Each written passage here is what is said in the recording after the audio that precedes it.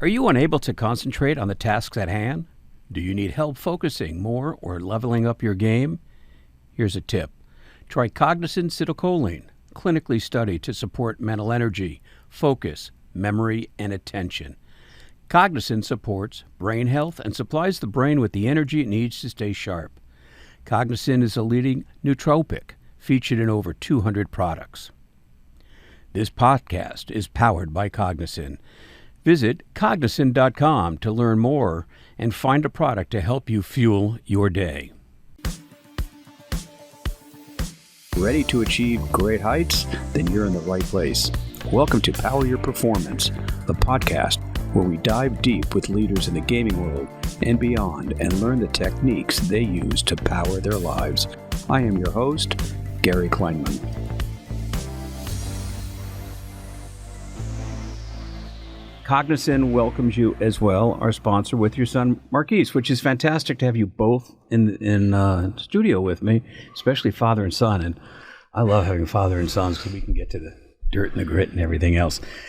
So, a pharmacist that runs Betterbrands, who was also a professional gamer, which we're going to get into, and then the real cool things that Betterbrands is doing and how it interacts into somewhat gaming or the health and wellness that we look at in our life. Tell me about being a professional gamer, because you were a professional gamer kind of before professional gaming was legitimate activity. Yeah, so I do want to start. He is the closest thing that I'll ever have to a son, but this is my nephew. Oh, why do you think your son? I just changed you. I just elevated you in the inheritance hierarchy, by the way. I look at him like my son. So. It's okay. So you're still welcome, by the way. Yeah, thank you. But yeah, a long time ago, I don't know if anybody listening remembers AGP. Right, AGP was based out of Nashville, and Halo 1 was the original thing. Right. I lived about 35 minutes away from Nashville in a small town called Clarksville, right outside of Fort Campbell, Kentucky, where my dad retired, military family. And it just made it very accessible, where it wasn't accessible to a lot of people. So I was 18 years old-ish. But there was there resistance parentally? Oh, not at all. Really? As soon as my father, he is a capitalist of all capitalists. If there's an opportunity to make money that's not immoral or illegal, he encourages it across the board. So, my entire life, he always pushed me to do more, do better. And so you were raised with entrepreneurial roots. Absolutely. I had a lawn mowing business at a very young age. As soon as I realized that, I couldn't mow 10 lawns in a day, I started recruiting my brother, my cousins, everybody that I could, kids down the street that I could. You learned delegation quickly, very in leadership, quickly. And you go do the work. And it took about 3 months of me basically killing myself out there in the Tennessee heat, like trying to mow all these lawns. And I realized, well, other people could do this part, and I can line up the deals. So, how long did you game for? I still kind of game. So, I've been at it 20 years. So what kind of gaming look like? When you say kind of gaming as an adult, because it's interesting because I get lots of personalities within gaming and on the fringes of gaming, and we talk about health, wellness, nutrition, and all the things that go into that. And adults that say that they game almost do it like you did, kind of sheepishly, thinking we still do it. But the average age of a gamer is 37. So there are a lot of and it's split 50-50 male-female. So obviously there are a lot of people sheepishly gaming, so. Well, okay, so I'm in the business making business, right? And also consulting and creating all these others. So gaming to me is a very narrow window. I derive a lot of joy out of playing Halo and all Halo derivatives. So Halo Infinite is out now. I will hop on 3-4 times a year, and it will consume 24 hours of my life. And then I'm exhausted, and I have what I call like the Red Bull eyes. It's, because they used to offer free Red Bull in the rooms if you were playing at an MLG tournament. And it's where your eyes have just been shifting back and forth for 12 hours nonstop. You lay down and they don't stop. Your eyes don't stop at all. And then I will wake up exhausted after almost 24 hours of rest. And remember that, yes, I love being competitive. Yes, it's a ton of fun, but I cannot do this consistently, so I cap it. It is that state of physicality that prompted Skins to go into the health, wellness, and aspect of gaming, because there's so many, we also have an ebook with the 25 most prominent gaming injuries, how to prevent them, how to treat them. And there are lots of them. And that literally is why, because Red Bull in its first iteration was not really healthy. And for the most part today, it still isn't. And rumor is most of the teams that are sponsored by Red Bull, there's not Red Bull in the cans.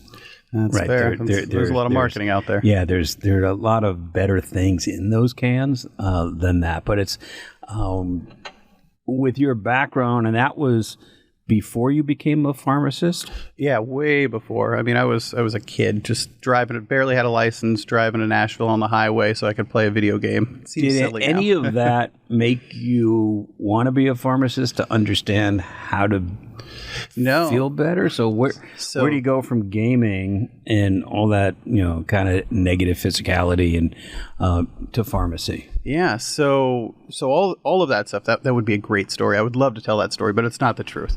The truth is, so I was a combat medic for several years, and I was on a couple of deployments, and the universe is funny. The universe provides, I will say.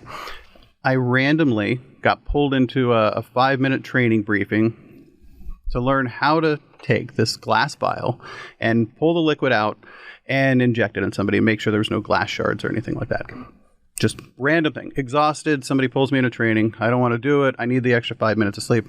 I do it. A couple of days later, we are out and bad things happen. And somebody is wounded. They get morphine, right? Morphine will, they're not bleeding anymore. We don't want them screaming, even though screaming, you have an open airway, so that's great. It's a good indicator, but don't want anybody to be in pain. Transitions of care happen, and every time a transition of care happens, like there's more morphine. Hey, are you in pain? Yes, more morphine. And at some point, the guy just stops. He's out. At this point, he's overdosed. And the medication that I learned how to draw up was Narcan, naloxone. And it was brand new, at least to my knowledge at the time. And I'm like, oh, hey, I just learned about this. And I don't know how I remember this because I'm living off of 3.5, 4 hours of sleep a night. And I inject the guy. He wakes up screaming, totally in pain because it's completely counteracting the morphine. And I thought to myself, this is essentially magic. Because I didn't know much. I knew how to stop bleeding. I knew how to keep airways open. I knew all the mechanical stuff about medicine. But injecting this clear liquid into this guy brought him back from the dead. And I said, in the back of this Humvee, I'm like, well, if anything ever happens and I'm out of the military, like I need to go to school. I need to develop things just like this. And, well, then the guy goes limp after 15, 30 minutes, something like that. And I'm like, well, they said I can do this one more time. I've got one more. Do it again. Same exact thing happens. So it's completely replicatable. I'm like, all right, I am convinced. And a couple years later, I ended up getting injured, jumping out of airplanes, getting blown up, had a couple concussions, and had the opportunity, the U.S. government ended up paying for me to go to school, and I went into pharmacy. Wanted to learn how to develop drugs. Very well.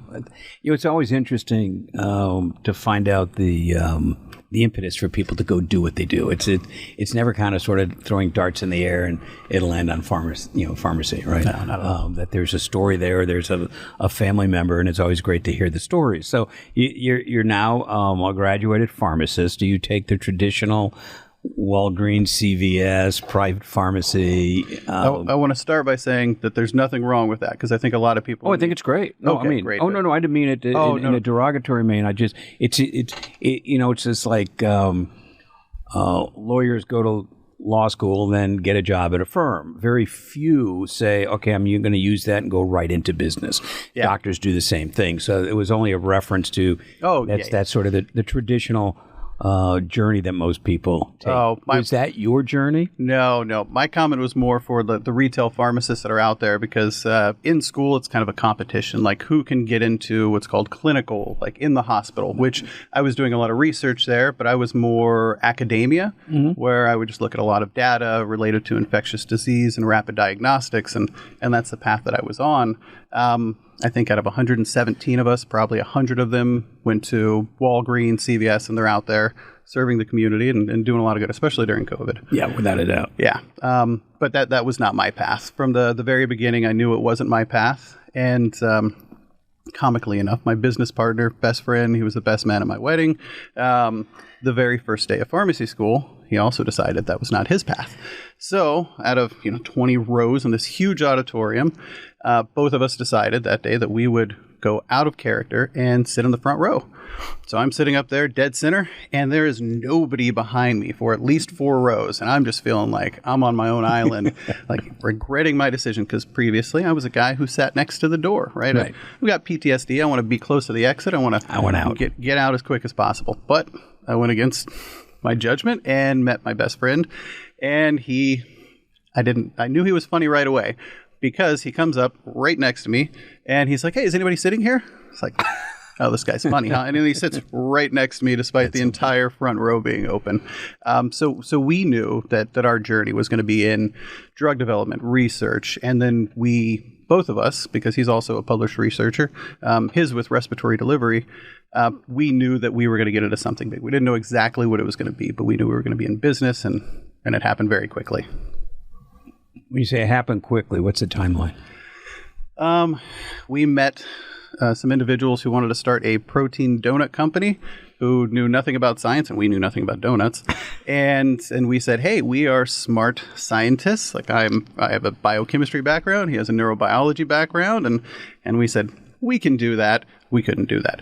We did, but it took us 3 months or so of just tinkering in the kitchen. That's it? 3 months? Yeah. And it's we're launching a new product in October. It's taken us 14 months to.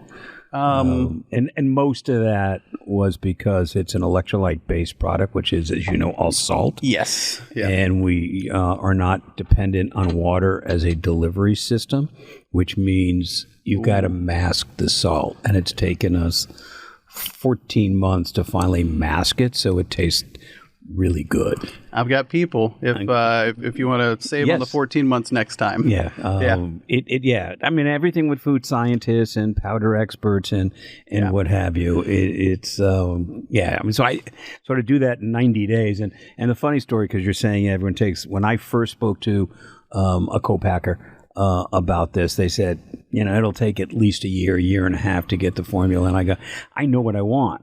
It should take 45 days because I'm an entrepreneur and we think 45 days is way too long. Yeah. And they happen to be right. At least with our product. But. The fun thing is, in this industry, right, like, CPG, we all are innovators in some way, shape, or form. No question. But most things have been done and we're iterating on those innovations. And then that is what our innovation is. So we're rarely starting from scratch. The one exception I will say was working with a muse, Lactococcus lactis, and putting it in gummy form. Mm-hmm. That was an adventure. It's a very expensive material, but a very, for good reason, right? All the research that went into it. That one, it'll foam when you start mixing, and just like every part of the process had to be worked out. Well, it's interesting. So when you're working with a muse, which is a phenomenal ingredient, how much of it was you deciding what to do with it versus what the manufacturer is saying this is how it is normally used? So nobody had put it into gummy form previously, and the writing's on the wall, like gummies is right. Yeah, that's what everybody wants. I think the last time that I checked, it was 54% were still saying capsules, but every quarter it's chipping away. Oh, no question. Less. Yeah, I spoke last November at the Nutrition Sports Summit in San Diego, and the research that came out is caplets, tablets, and pills are on their way out. Yep. And nobody wants it. I think some of that is probably people are tired of drinking water and all the water that's dependent on it, fortunately for us. And it's just a pain in the neck. It's a lot easier and tastier to have a gummy. Yeah, it is. And, in pharmacy, we always talk about, people call it different things, but it's the same thing. Adherence or compliance. One people can take as offensive, one is pro. So whichever word you want to use there.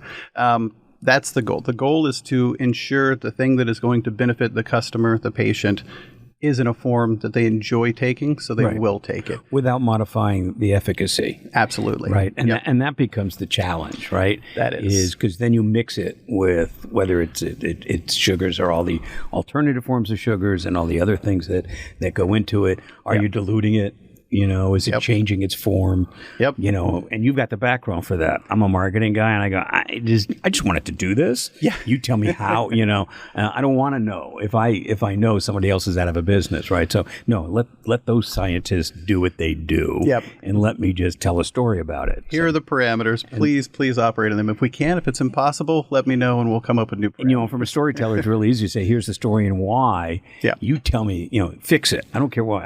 I just do it. Right? Yeah. Kind of thing. And I went through that with our product guys and go, but I don't know that you can do that. Well, don't tell me that, because we'll find somebody that will. There will be somebody that can There solve will the be problem. somebody. And you're right. We take existing widgets and kind of do something different with them. We optimize. We optimize and modify them, because I know in our world, we're not going to create the widget.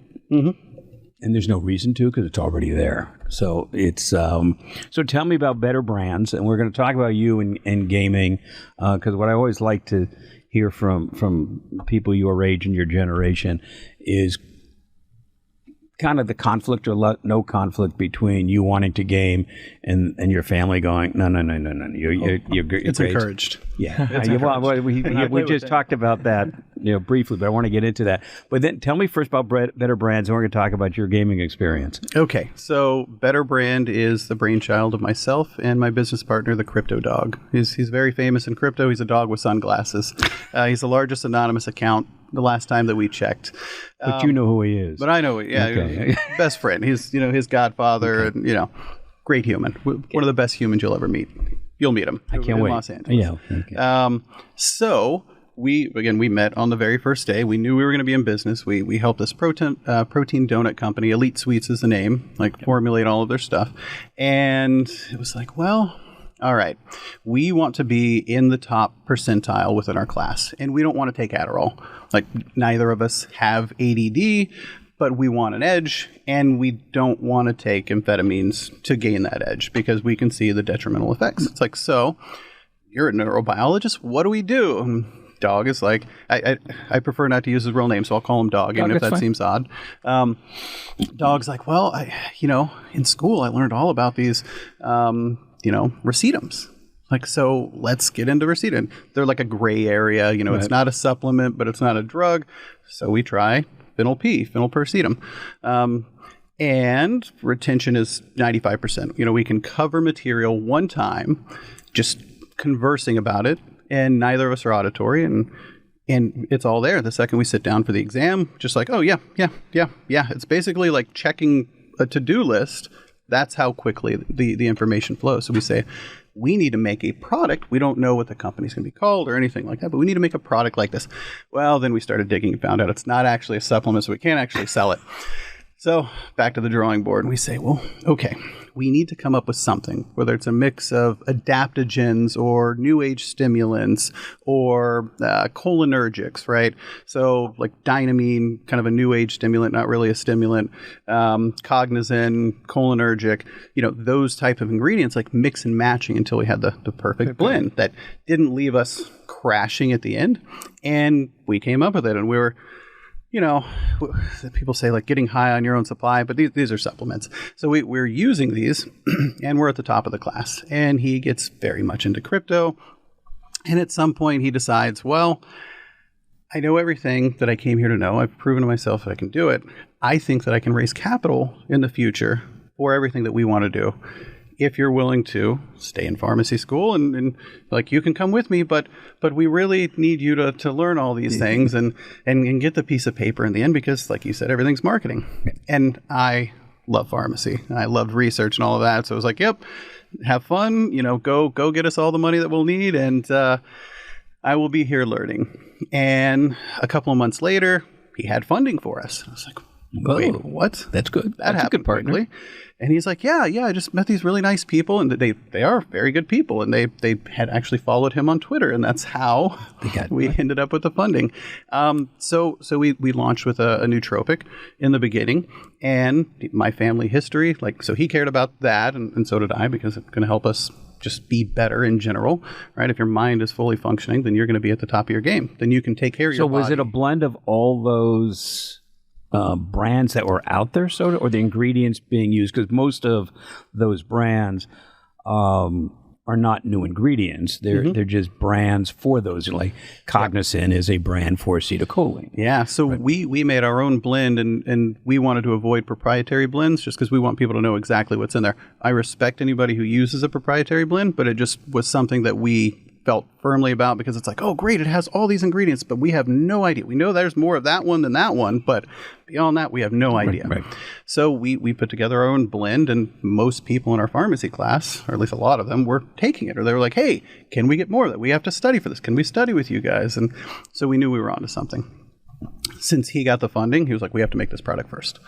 But what I had on the shelf was Better Lungs. It was a respiratory health thing. Right? A respiratory health supplement. And it was made because my grandma was a lifelong smoker. She died of COPD. We have a genetic mutation where if we smoke, we will develop, and we do it for a long time, we will develop COPD. It will kill us. There's no way around it. So seeing this happen to my grandma, like I was by her bedside a lot, and it was just traumatizing. Didn't know what was going on.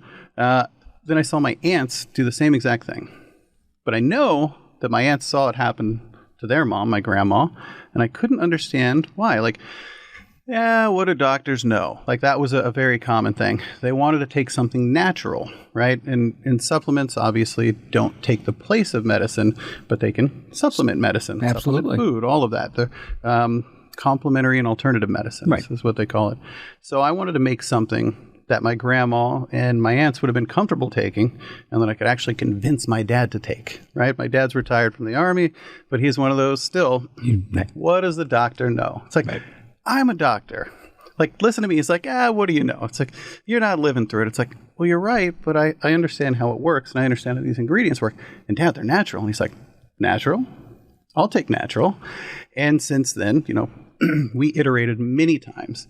And when we got to the point where in the mornings he could start his day, like actually clearing the phlegm, which it's rough to see, and he's getting a workout doing it, but getting it all out, and then instead of walking halfway down the driveway, he's walking all the way around the block. I knew we were onto something. So as soon as we were turning enough profit with Better Mind was the old one, the nootropic. As soon as we were turning enough profit, I was like, we have to push this out. And what happened about 3 months later? COVID hit. So we had a respiratory health supplement that actually helped people. And then COVID happened. So sales went through the roof. We weren't opportunists or anything like that. We just wanted a good product. Timing. And our timing could not have been better. They all say timing is everything. Yeah. In lots of things. But but we hit the mark on this one. And so you're still producing the 2 products. We've turns out, and this was a learning point in business, somebody had the trademark on Better Mind. So we immediately stopped selling Better Mind, and we rebranded for Better Focus. So we're selling Better Focus, Better Lungs, and then we've branched out. So those are capsules. And then we have the gummy Better Lungs Immunity, which uses Amuse. So for gamers, where's the application? Oh, we have competing products here. Yeah. So no, tell me about it, and that will be a good segue into you gaming. It's more something that I learned, I guess, that we can share. So we went heavy on cholinergics with the original Better Mind formula. Okay. But we used alpha GPC, and this was without either of us using cholinergics long term. Just looking at the data behind alpha GPC, it was like, okay, across the blood-brain barrier and all these other good things. So we nixed using Cognizant up front. I have since changed my opinion after using both of them, because with alpha, this isn't a knock on anybody that likes alpha GPC. Everybody's different, holistic health. No question. But for me, for my business partner, and for everybody else in crypto that we were testing with, Cognizant had fewer of the gastrointestinal side effects, which was the big thing that people were running into on alpha GPC. And people on Amazon that were buying, they complained about those things. So Cognizant is like a much smoother form of it. So with a fair amount of clinical trial studies behind it as mountains of data. Right. And data, certainly for gamers, are interested in data. They actually read it. And gaming being the community that it is, not only do they read, they share. Yep, absolutely. And that's great. If it's a positive share, it's great. It's that age-old saying that if somebody doesn't like your product. If somebody likes your product, they tell 2 people. If they don't like it, they tell 10. Yep. Right. So that is you've got to be very careful about what you put out there. So Cognizant, without a doubt, in its greatest form, helps gamers. Absolutely. With focus, attention, reduces brain fog, and what have you. What's next? What's the next health area of concern? So, well, the next in the story is alcohol, right? So we saw all the data around people being on lockdown with COVID and how drinking was out of control. But not just that and like the health concerns, but the lost productivity. So we created a product to help with hangovers. It's called Better Morning. So it was supposed to be funny. I don't know that it caught on, but a better morning than you deserve after a night of drinks. But I think it's just more of an inside joke now than anything. So it actually helps with the nausea, the headaches, the anxiety afterwards, things like that. And then one of the guys from crypto, a very big name there, altcoin psycho. He uses Jason Bateman from American Psycho, the Avatar, an anonymous guy, but he hounded us for a year saying, guys, I love mud water, but I hate the taste. You guys need to make a mushroom product. So we kind of jokingly sent him like a rough sample, and he's like, I love it. It's like, wait, really? Like, okay, we only worked on that for maybe a week. And he's like, yeah, no, I love it. He's like, send me more.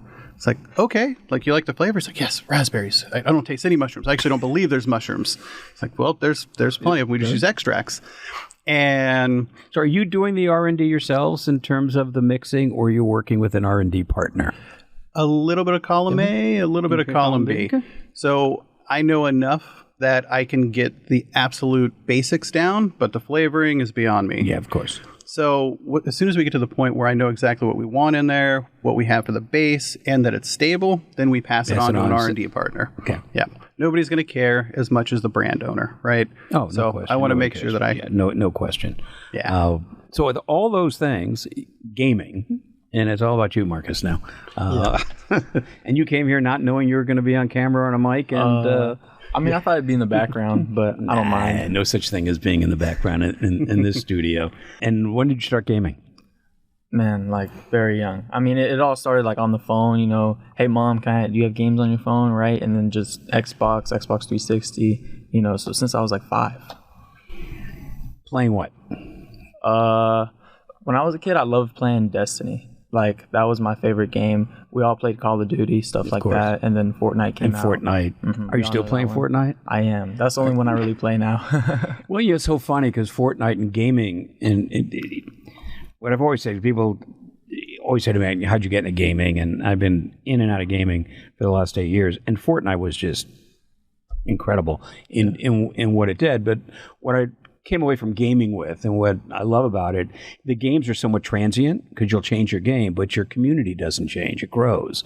And that's a phenomenon that I think most people that don't follow or understand gaming don't realize how social it really is. And it's not a bunch of acne scarred kids on a couch in a dark room going, I can't talk to people. It's quite the opposite. And it's, I mean, listen, you're sitting there, you look great, and you're articulate as can be, and I appreciate that. But when you're playing all this, did you ever think, hey, I'm kind of foggy at the end of all this, I'm tired, I'm losing focus, my hands are starting to hurt, I mean, you're a tad bit before everything starts hurting? It's coming. I just want you to know. Don't look at us and say it's not coming because I'm strong, strapping, and healthy. It's coming. But do you feel some of that? Or did you? Yeah, when I was younger, I would go on like just spurts of gaming, like 6 hours. I would just be behind the screen, just playing and stuff. And like he was saying, just drinking the Red Bulls, like the eyes and everything. So yeah, like it can be exhausting. I mean, you got to be focused the whole time. And I mean, that's where Nootropics come in. And did you have a thought? Because you're still young. I mean, the joke is I've got shoes older than you are. Did you have a thought and say to your folks or the people in your life saying, I do need to be a little bit more focused. What can I take? I don't like, or I do like Red Bulls. What's that like from the perspective of a young gamer? Yeah. I mean, we all drink caffeine eventually. Like we'd stay up late drinking caffeine and stuff. Did you look at caffeine alternatives that would give you the focus, but not the crash? 100%. And, Yeah. And did you find enough products like that to address that? Yeah, Racetums, choline. He was getting into nootropics at the time, so that was kind of like my... So is he your entree to, hey, you got to, what are the solutions for the things that I'm complaining? But that's rare. Most of the, the 14, 15, 16-year-olds that are gaming don't have a pharmacist close by to go, hey, uncle, hey, dad, right? My eyes are like, wandering all over the place and I can't, do my math homework. Help me out. I mean, what are your friends that don't have access to that doing? Are they just going along? Are they looking at you? Yeah. No, they love it. Like, they're always asking me for some. It's way better than just caffeine and stuff. It's way healthier. So it definitely is a unique situation living with a pharmacist. And I'm thankful I get access to all these things. It's awesome. Does it make you want to stay in gaming or stay in drugs? What do you want to do? Well, and we have editing functionality here, so if you don't like it, we can before we release this, we can change it. No, but in all seriousness, do you want to continue to game and do that? Because now, when we were younger, there was no such thing as an academic scholarship as a gamer. There was not a career where you're going to make $1 million a year playing Halo. Yeah. Now the amount of opportunity for gamers is tremendous. I mean, it's I see it because I get to have sessions like this, and I live it just because of skins and everything else we've done. Is that something you would like to do? I don't know about a career. I enjoy it a lot. I think it's amazing, but I don't know about a career. I think definitely more into supplements and stuff, following his path.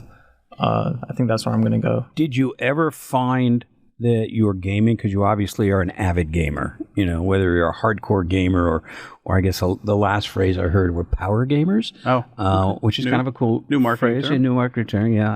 I didn't come up with it, but we may use it. Yeah. Did it interfere with anything else in your life? Did you ever have that conflict, like, I've got to do math, but I got to finish Fortnite, right? Yeah. No. And how did you manage that? I mean, how does somebody your age manage the fact that there's time out from parents and guardians and what have you out there versus that real desire to go, I got to just play this Fortnite or Destiny or what do you do?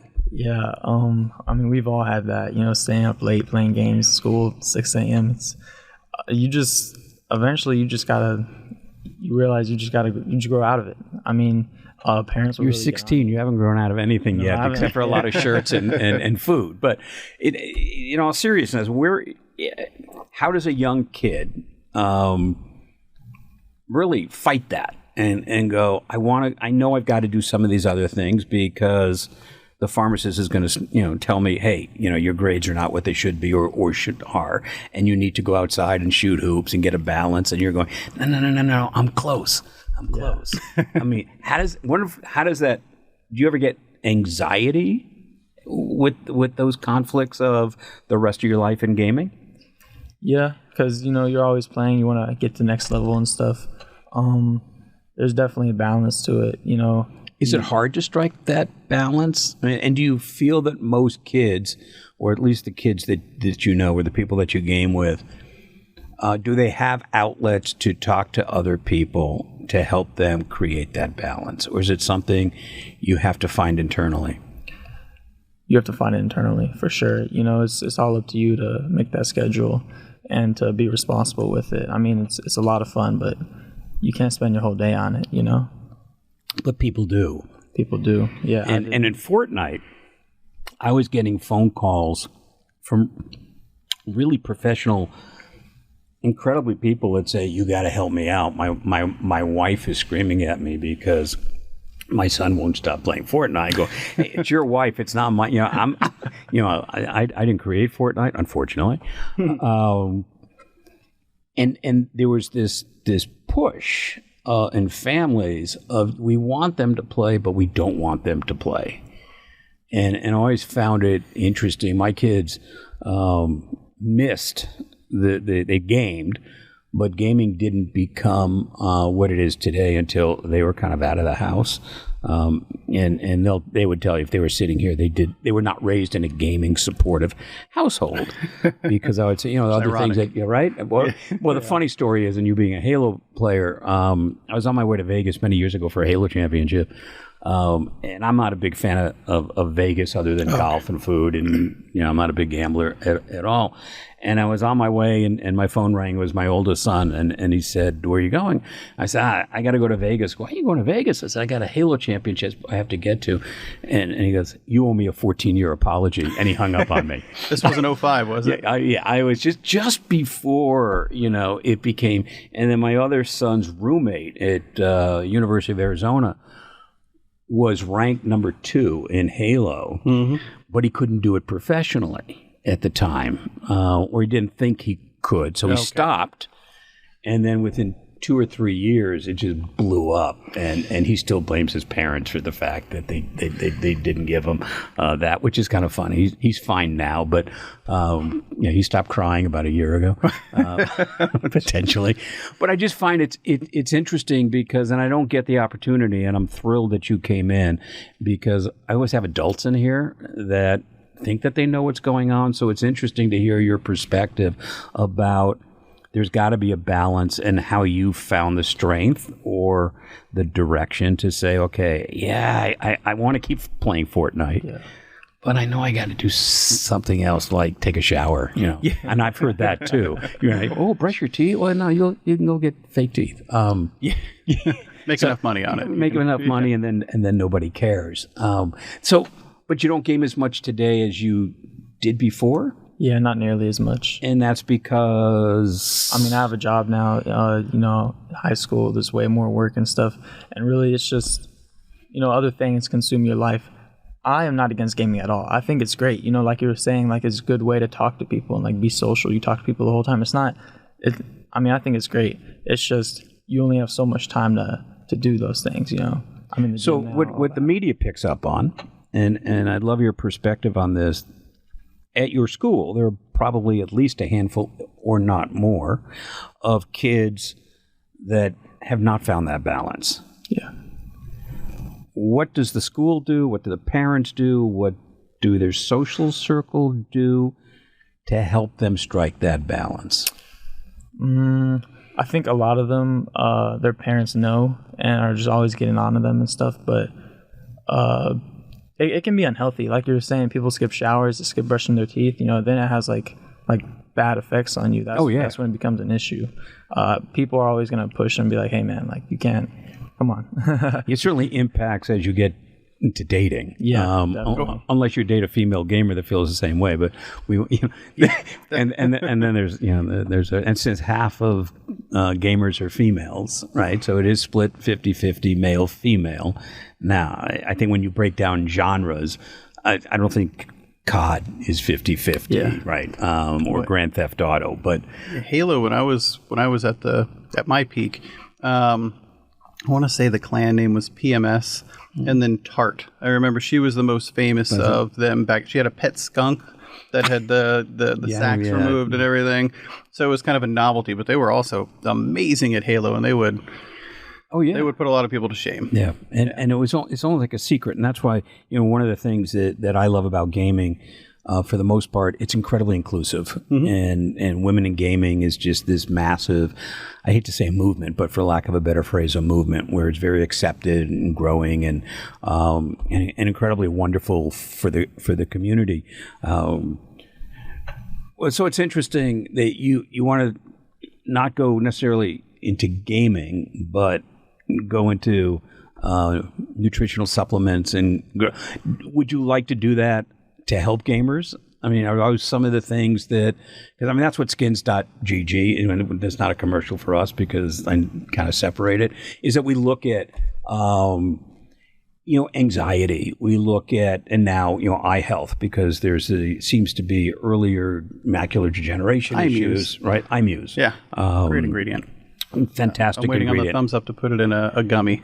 Yeah, well, that's great. And I love the folks at Kiowa that make it. They're just fantastic. And not only because they sponsor our podcast, thank you guys, but because of what they do and how they do it, that they care about the ingredients and its efficacy and its import. Single biggest issue gamers have in terms of what you would like to address? I definitely think there's like, if you're a hardcore gamer, you definitely avoid responsibilities in life. I mean, there's no way you can sit behind a screen 6 hours a day and then like still be doing everything you can be doing in your life. But that also has like bad effects on your health, like your eyes. I mean, we've all experienced it. Like our eyes get really tired, they get twitchy. I'd lose sleep. It's crazy. So really just scheduling, right? Like just knowing like you have a limit, and that's really it.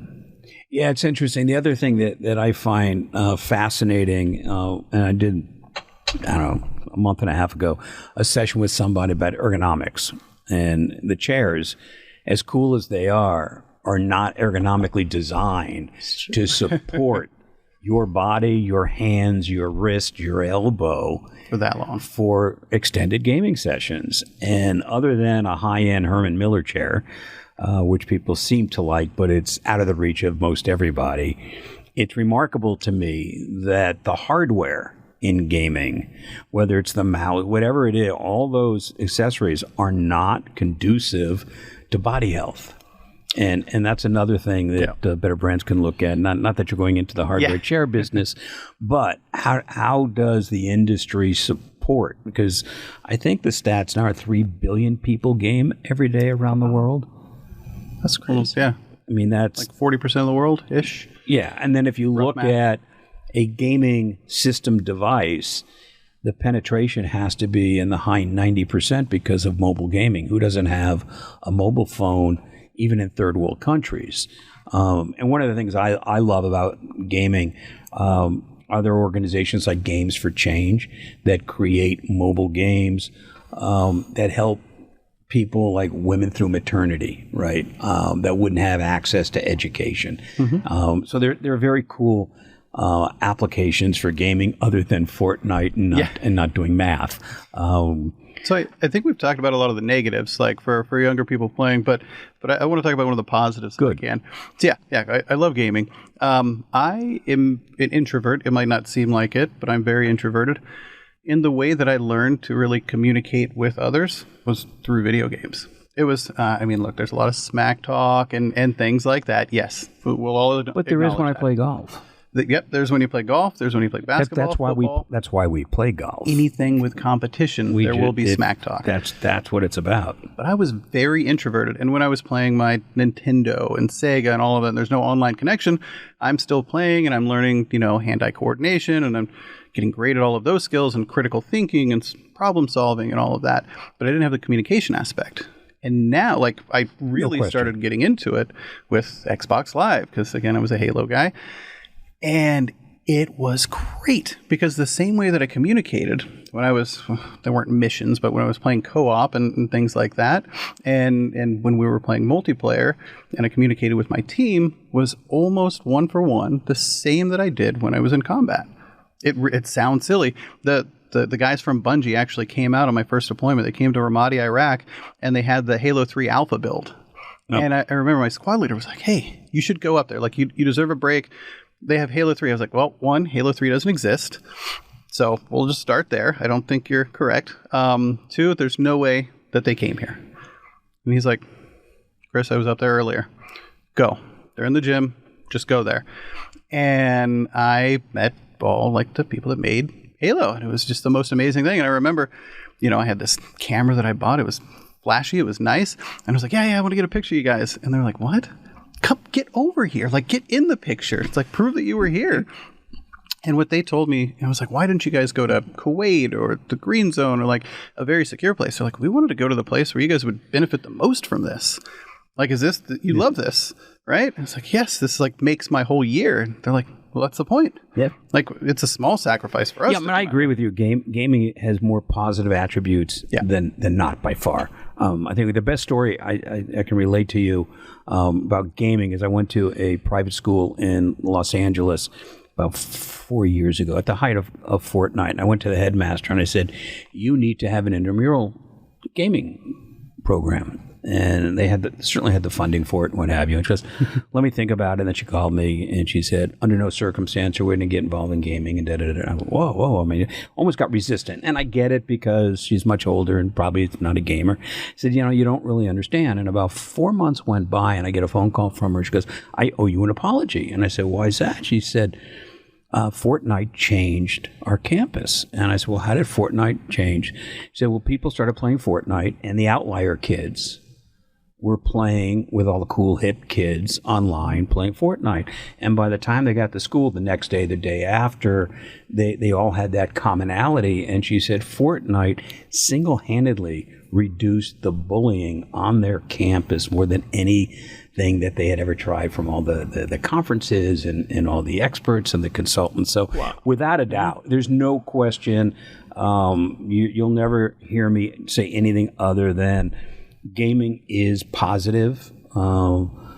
If you look at the city managers in the United States, I think the statistic is somewhere in the neighborhood of 18 to 20% of city managers in the United States became city managers because they played SimCity growing up. Oh, wow. Wait. Right. And I can tell you, love massive, SimCity. which is, and if you look at the cathedral that burned down in England, right, that was rebuilt because I think it was Assassin's Creed had the closest blueprint to the cathedral, and they used that for the rebuild. So there are massive, incredible stories that when you hear, you go, wow, and how many people have met their significant other playing games and everything else. I think that the thing becomes balance, right?